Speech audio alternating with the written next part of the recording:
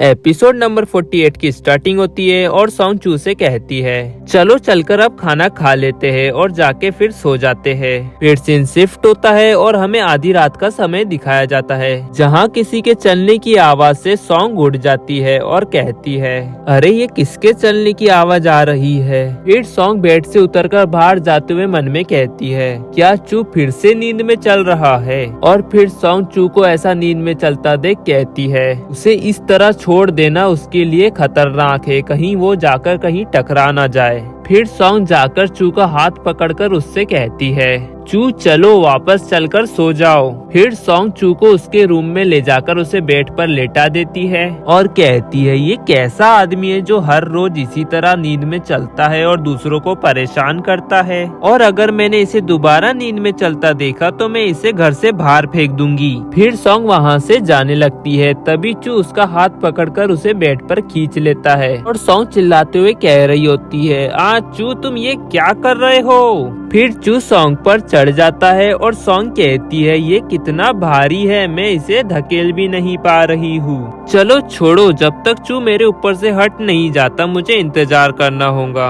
और फिर सॉन्ग को नींद आने लगती है और वो सो जाती है। और फिर चू अपनी आंखें खोलता है और कहता है मूर्ख लड़की। फिर सीन शिफ्ट होता है और हमें नेक्स्ट डे की सुबह दिखाई जाती है जहाँ सॉन्ग सोकर उठती है और चू उससे कहता है जाग गई तुम, और तुम मेरे बेड पर कैसे आई, क्या तुम मुझे फिर से सेड्यूस करना चाहती हो। तब सॉन्ग कहती है आप मेरी बात का विश्वास नहीं करेंगे कि आप नींद में चल रहे थे कल रात को। तब चू उससे कहता है मुझे तुम्हारी बात पर भरोसा नहीं हो रहा है। फिर सॉन्ग कहती है आपको भरोसा करना है तो करो, नहीं तो मत करो, मैं तो काम पर जा रही हूँ। फिर सॉन्ग वहाँ से चली जाती है और चू कहता है जब वो गुस्से में होती है तो कितनी प्यारी लगती है। फिर सीन शिफ्ट होता है और हमें दिखाया जाता है कि यान सॉन्ग से कह रही होती है सॉन्ग मेरा तो दिल ही टूट गया। ये सुन सॉन्ग हैरान होते हुए कहती है क्या तुम्हारा दिल टूट गया, पर तुम्हें प्यार कब हुआ और तुमने मुझे इसके बारे में कुछ क्यों नहीं बताया।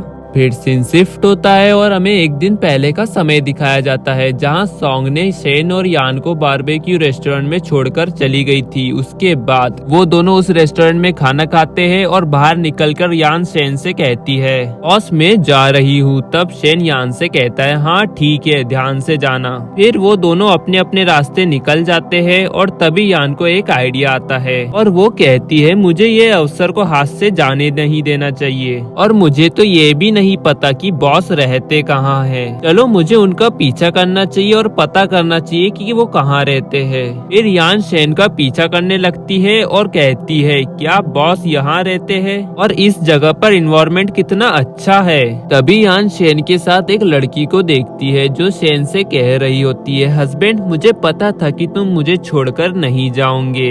और ये सुनकर यान शॉक्ड हो जाती है और कहती है क्या हस्बैंड। फिर सीन चेंज होता है और हमें प्रेजेंट का समय दिखाया जाता है और यान सॉन्ग से कह रही होती है ये सब समझाना बहुत मुश्किल है और मेरा तो दिल ही टूट गया है और मुझे बहुत दुख हो रहा है। अब सॉन्ग उससे कहती है छोड़ो भी, और वैसे भी तुम बहुत सुंदर हो और तुम्हारे सामने बहुत सारे लड़के हैं जो तुम में इंटरेस्टेड होंगे। फिर यान कहती है मैंने एक नशे में धुत महिला को एक आदमी को हस्बैंड कहते सुना, और अब मुझे क्या करना चाहिए सॉन्ग। मैं उस लड़के को बहुत पसंद करती हूँ। वो महिला उसे हस्बैंड कह रही थी, मतलब उसकी शादी हो चुकी है। फिर सॉन्ग उससे कहती है शायद हो सकता है कि वो उसकी दोस्त हो और वो उससे मजाक कर रही हो। तब यान खुश होते हुए कहती है हाँ तुम सही कह रही हो और मुझे उससे ही जाके पूछना चाहिए। तुम्हारा शुक्रिया सॉन्ग। फिर सॉन्ग कहती है ठीक है अब काम पर वापस जाओ, यदि बॉस को पता चल गया कि तुम काम नहीं कर रही हो तो तुम्हें सजा मिलेगी। फिर यान कहती है हाँ मैं जा रही हूँ। और गाइस जी के साथ ये एपिसोड यहाँ एंड हो जाता है। पसंद आया तो लाइक एंड सब्सक्राइब जरूर करें। मिलते हैं आपको जल्दी नेक्स्ट एपिसोड में।